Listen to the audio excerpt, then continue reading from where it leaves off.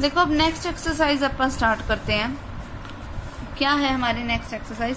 देखो next exercise है Venn diagram से रिलेटेड। तो वेन डायग्राम होते क्या है कि जब भी किसी सेट को इस तरीके से सर्कल टाइप की फॉर्म में हम शो करते हैं ना, इन सब को बोले जाते हैं वेन डायग्राम। तो वेन डायग्राम क्या है वो देखो कि अगर कोई एक ए सेट है, जो कि ए जो है वो प्रॉपर सबसेट है किसी एक यूनिवर्सल सेट यू का। देखो यूनिवर्सल सेट यानी कि जो सबसे बड़ा सेट है, अब उस सेट में हर एक सेट होएगा, तो एक कोई यूनिवर्सल सेट है, उसमें कोई एक छोटा सा सेट पड़ा है। ये वेन डायग्राम हो गया किसका? A is the proper subset of U का। फिर अगर ऐसे है कि अगर ए जो है वो प्रॉपर सबसेट ऑफ है बी का, ठीक है, तो हमारे पास उसके लिए हम कैसे बना देंगे? कुछ इस तरीके से बना देंगे हमारे पास जो इसका वेन डायग्राम होगा, ठीक है, कि ए के सारे एलिमेंट्स बी में पड़े हैं और कोई उसमें एक्स्ट्रा एलिमेंट्स भी हैं। ओके, फिर ये देखो ये वाला। अब अगला देखो क्या है कि जब भी मुझे A is the proper subset of B बनाना हो तो वो मैं कैसे बनाऊंगी? देखो इस तुम ये वाला जो ये वाला कहे ना अपन A is the proper set of B, उसके लिए तुम ये भी बना सकते हो, ये भी बना सकते हो, कैसे मर्जी बना लो, क्योंकि कुछ एक एलिमेंट्स जो ऐसे हैं जो ये कॉमन वाले एलिमेंट है वो इसके बीच में उसको कोइंसाइड करते हुए दिखा दिया हमने, ठीक है। जो अब ये वाला बना रहे हैं, देखो इसमें एक वर्ड आया है ए डैश। ए डैश क्या है? Complement of A. Complement of A, देखो हम बात कर रहे हैं क्या कि ना ए जो है वो दे रखा है प्रॉपर सबसेट ऑफ बी का। इसका मतलब बी में कोई एक्स्ट्रा एलिमेंट है। बी ने सारे एलिमेंट्स ए के कंटेन तो कर रखे हैं, लेकिन बी में कोई एक्स्ट्रा एलिमेंट्स भी हैं। तो ए कॉम्प्लीमेंट क्या होता है कि जो बी के वो जो एक्स्ट्रा एलिमेंट्स है ना उसको शो करेगा। मतलब ए कॉम्प्लीमेंट शो करेगा उस बी माइनस ए के। वैसे ए कॉम्प्लीमेंट जो होगा ना, अगर मैं यूनिवर्सल सेट की बात करूं तो वही हमेशा इसके इक्वल होगा कि ए कॉम्प्लीमेंट हमें मिलेगा कब? ए कॉम्प्लीमेंट मतलब जब ए ना हो। ए ना हो मतलब कि मैं पूरे यूनिवर्सल सेट में से उस ए को माइनस कर दूं तो एक कॉम्प्लीमेंट बचेगा हमारे पास, ठीक है। अब अगर देखो हमारे पास ये कोई पूरा सेट है बी टाइप का, ये कोई सेट है ए टाइप का। अब मुझे अगर ए कॉम्प्लीमेंट बताना है, अब ए कॉम्प्लीमेंट मैंने तुम्हें भी बताया जो ए ना हो, तो एक को छोड़ के ये जो बाकी का जितना भी शेडेड पार्ट है वो किसको शो करेगा? ए कॉम्प्लीमेंट को, ठीक है। फिर उसके बाद देखो if sets A and B are not comparable, कि अगर कोई एक सेट दूसरे सेट में कंटेन नहीं करता तो ऐसी पॉसिबिलिटी भी हो सकती है कि ए बी में कंटेन नहीं कर रहा, तो क्या पता दोनों सेट बिल्कुल ही अलग अलग हों। जब दोनों सेट बिल्कुल अलग अलग हों तब इस तरीके से हम शो करेंगे। अब ये कंडीशन भी तो हो सकती है कि उन दोनों में कोई एक आधा एलिमेंट सेम है। जैसे मान लो कि ए कोई सेट है जिसमें एलिमेंट्स है 1 2 3, बी कोई सेट है जिसमें एलिमेंट्स आ गए 3 4 5। अब वो 3 एक एलिमेंट तो कॉमन है ना, तो वो ये वाला जो पार्ट है ना वो उस कॉमन एलिमेंट्स को शो करेगा, ठीक है। फिर अब देखो क्या है, लेट ए कोई हमें एक सेट दे रखा है, बी कोई हमें कोई अनदर सेट दे रखा है, तो उसका अगर मैं वेन डायग्राम से शो करना चाहूँ वो मैं कैसे करूंगी? अब देखो इस ए में और बी में कौन से एलिमेंट्स कॉमन है? 3 और 4। तो जो इनका कॉमन वाला पार्ट है ना, अब देखो ये वाला जो पार्ट है वो इस ए वाले सर्कल में भी आ रहा है और बी वाले सर्कल में आ रहा है। इसका मतलब ये कॉमन पार्ट हो गया। तो कॉमन पार्ट में कौन से एलिमेंट्स आएंगे? 3 और 4। तो इसीलिए मैंने 3 और 4 को यहाँ रखा और बाकी के ए के जो एलिमेंट्स है उनको यहाँ रखा, बी के जो बाकी के एलिमेंट्स है उनको यहाँ रख दिया। ओके, उसके बाद बात आती है ऑपरेशंस ऑन सेट, कि मैं सेट्स पे किस तरीके के ऑपरेशंस अप्लाई कर सकती हूँ वो देखो। तो पहला जो ऑपरेशन इन पे अप्लाई हो सकता है वो है यूनियन ऑफ सेट्स। देखो यूनियन ऑफ सेट क्या होता है कि अगर हमारे पास कोई भी ए और बी टाइप के सेट्स हैं तो उनका यूनियन कैसे किया जाएगा? तो यूनियन के लिए एक चीज बिल्कुल अच्छे से ध्यान रखना, यूनियन का मतलब होता है कि हमें उस ए और बी दोनों सेट में जितने भी एलिमेंट्स हैं उन सबको लेना है।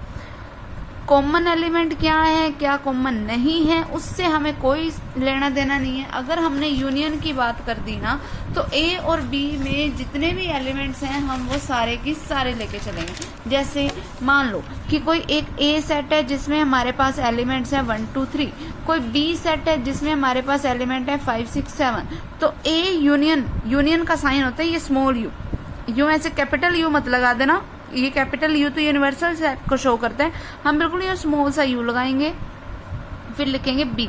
तो ए यूनियन बी क्या होगा? जो भी होगा उसको हमेशा सेट की फॉर्म में लिखेंगे। अब देखो मैंने अभी बताया कि यूनियन का मतलब क्या होता है, यूनियन का वैसे मतलब होता है और कि या तो ये होगा या ये होगा, तो इसीलिए हम इसमें सारे के सारे एलिमेंट्स लेके चल पड़ते हैं। सारे ले लिए, ठीक है, जो इन सारे एलिमेंट्स को कंटेन कर गया, ठीक है। फिर अगर बाय चांस ऐसा होता कि A इक्वल्स टू है 1 2 3 के, B इक्वल्स टू है 3 4 5 के, तब मेरे पास A यूनियन B क्या बनता? तब मेरे पास A यूनियन B बनता 1 2 3 4 5। मुझे 3 को 2 टाइम लिखने की जरूरत नहीं है, 1 टाइम ही लिख दो, ठीक है, तब भी हमारा सही है। ये इस तरीके से हमें क्या करना है, इनका हमेशा यूनियन करना है, ओके। और अगर कभी भी किसी में कुछ भी कॉमन ना, सॉरी, यूनियन में तो हमने सारा कुछ लेके ही चलना है, ठीक है। अगर कभी बाय चांस, अब देखो इसकी हम प्रॉपर्टीज की बात कर लेते हैं। पहली प्रॉपर्टी क्या होगी कि अगर A यूनियन B हमारे पास ये आ रहा है, तो चाहे तुम B यूनियन A करके देख लो, तो तब भी हमारे पास यही आएगा। तब बस पहले 5 6 7 लगाओगे, फिर हम क्या लगाएंगे, 1 2 3 लगाएंगे, इस तरीके से ही करेंगे। अब देखो ये सेट और ये सेट आपस में इक्वल ही है। मैंने तुम्हें पिछले फर्स्ट एक्सरसाइज में ही बता दिया था कि एलिमेंट्स की वैल्यू आगे पीछे होने से कोई भी फर्क नहीं पड़ता। तो ये A यूनियन B जो है वो हमेशा B यूनियन A के इक्वल ही होगा। तो जब दो को हम लेके चलते हैं तब उसको क्या बोलते हैं, कम्यूटेटिव लॉ। फिर जब 3 लेके चलते हैं तो उसको क्या बोलते हैं हम, एसोसिएटिव लॉ। इसमें क्या होगा, A union B union C means कि पहले A का यूनियन करो B के साथ, तो जो नया सेट बना उसका यूनियन हम कर दे C के साथ, वो इक्वल्स टू होगा कि तुम पहले B और C का यूनियन करो और फिर उसका यूनियन किसके साथ कर दो, A के साथ। जब 3 सेट हम इकट्ठे लेके चलते हैं तब उसको क्या बोलते हैं, एसोसिएटिव लॉ, ठीक है। फिर उसके बाद नेक्स्ट है कि अगर मैं एक सेट का उसी के साथ यूनियन लेके चलूं तब हमारे पास वही सेट बनता है, ठीक है। वो तो ऑब्वियस बात है कि अगर A सेट में एलिमेंट है 1 2 3, अब 1 2 3 का 1 2 3 के साथ यूनियन लोगे तो 1 2 3 ही आएगा, तो यानी कि A के ही इक्वल आ गया। तो इस टाइप के जब हम दो सेम चीजों का यूनियन लेके और वही सेम चीज बनाते हैं तब उसको बोलते हैं आइडेम्पोटेंट लॉ। फिर जब मैं A का यूनियन लूंगी फाई के साथ, देखो फाई क्या होता है, एक एम्प्टी सेट होता है। जब इसमें कोई एलिमेंट है ही नहीं तो उसका उसमें यूनियन लोगे तो वही A सेट ही बनेगा। फिर अगर मैं A का यूनिवर्सल सेट के साथ यूनियन लूं, एक चीज ध्यान रखना, जब भी हम दो सेट्स का यूनियन ले रहे हैं ना, अगर बाय चांस मुझे ये दे रखा है कि A जो है, जैसे अब A जो है वो सबसेट है B का, अब मुझे यही A यूनियन B भी निकालना है, ठीक है। अब देखो A इसका मतलब क्या है, छोटा सेट है, B बड़ा सेट है, तो A यूनियन B जो होगा ना वो हमेशा उस बड़े सेट के इक्वल आएगा। क्यों? क्योंकि B ने सारे ही एलिमेंट्स कंटेन कर रखे हैं। एक एग्जांपल तौर पे बताती हूँ तुम्हें कि अगर मान लो A सेट है कोई 1 2, B सेट है कोई 1 2 3 4, ठीक है। तो अब देखो A यूनियन B क्या बना, तो देखो A यूनियन B क्या बनेगा, 1 2 3 4 बनेगा, यही बनेगा A यूनियन B। अब 1 2 3 4 खुद क्या था, B तो था, तो इसका मतलब तब A यूनियन B किसके इक्वल आएगा, हमेशा B के इक्वल आएगा, हमेशा बड़े वाले सेट के इक्वल आता है। सेम अब देखो जैसे अब कैसे है कि अगर A का यूनियन लेना है मुझे यूनिवर्सल सेट के साथ, अब मैंने कहा था ना यूनिवर्सल सेट सबसे बड़ा सेट होता है, तो इसका मतलब इनका यूनियन करके क्या आएगा, यूनिवर्सल सेट ही आएगा। अगली प्रॉपर्टी देखो, if A is the proper subset of B then A union B is equal to B। ये चीज मैंने तुम्हें भी बताई कि जो बड़े वाला सेट होता है हमेशा उसी के इक्वल आता है यूनियन, ठीक है। फिर अगली प्रॉपर्टी देखो कि if A is the subset of A union B, देखो सीधी सी बात है। अब देखो A ये है, अगर B ये है तो A यूनियन B ये आ गया हमारे पास, A ये है B ये है तो A यूनियन B A आ गया। इसका मतलब मैं ये चीज बोल सकती हूँ ना that A is the subset of A union B, क्योंकि A के सारे एलिमेंट्स इस A यूनियन B में पड़े हैं। सेम उसी तरीके से B सबसेट किसका है, A यूनियन B का। क्यों? क्योंकि B के सारे एलिमेंट्स A यूनियन B में पड़े हैं, ठीक है। तो अगर कोई भी हम सेट्स का यूनियन लेते हैं तो वो सिंगल अगर मैं सेट लूं तो वो कंटेन किस में करेगा, हमेशा A यूनियन B में करेगा, ठीक है।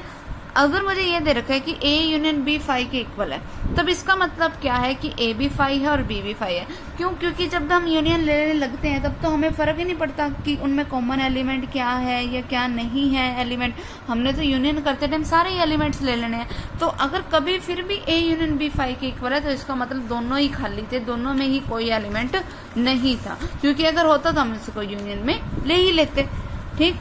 फिर उसके बाद देखो नेक्स्ट क्या है, इंटरसेक्शन ऑफ सेट्स। देखो इंटरसेक्शन ऑफ सेट्स में क्या होगा हमारे पास कि मतलब इंटरसेक्शन का मतलब होता है कि उनमें जो कॉमन बात है हम उसकी कर रहे हैं, कि अगर कोई एक सेट है A कोई दूसरा सेट है B, तो जो उनमें इंटरसेक्शन वाला पार्ट होगा यानी कि जो उनमें कॉमन वाला पार्ट होगा वो ये ही होगा। इसको शो करते हैं A इंटरसेक्शन B से। जैसे अभी यूनियन का मैंने ये वाला साइन बताया, इंटरसेक्शन का साइन होता है ये, इसी स्मॉल यू का थोड़ा सा उल्टा कर दो। अब इसको कैप ऐसे एन मत बना देना, ये गलत है, हमने सिर्फ ये किया, ठीक है। ये है इंटरसेक्शन का साइन। इंटरसेक्शन का जो मतलब होता है वो होता है, इंटरसेक्शन का मतलब होता है एंड। जैसे मैंने यूनियन का मतलब तुम्हें बताया था ना कि इसका मतलब क्या होता है, और बताया था तुम्हें यहाँ पे, ठीक है। सेम उसी तरीके से इंटरसेक्शन का जो मतलब होता है वो होता है एंड। एंड का मतलब जो कि दोनों में कॉमन चीजें हैं, कि ये चीज भी है और ये चीज भी है। और का मतलब क्या होता है कि फर्स्ट थिंग है या फिर सेकंड थिंग है, उनमें अपने पास चॉइस होती है, लेकिन इनमें कॉमन जो चीज होती है हमेशा हम इंटरसेक्शन में वही लेके चलेंगे, ठीक है। फिर उसके बाद देखो क्या है हमारे पास, देखो एक एग्जाम्पल देती हूँ पहले तुम्हें। एक देखो क्या एग्जाम्पल है कि अगर मान लो कि कोई एक ए सेट है हमारे पास 1 2 3, कोई बी सेट है हमारे पास 3 4 5, ठीक है। तो ए इंटरसेक्शन बी क्या होगा, ए इंटरसेक्शन बी होगा कि इन दोनों में जो कॉमन एलिमेंट है, अब देखो इन दोनों में कॉमन एलिमेंट क्या है, 3 है ना, तो ए इंटरसेक्शन बी क्या हो जाएगा, 3। आगे समझ।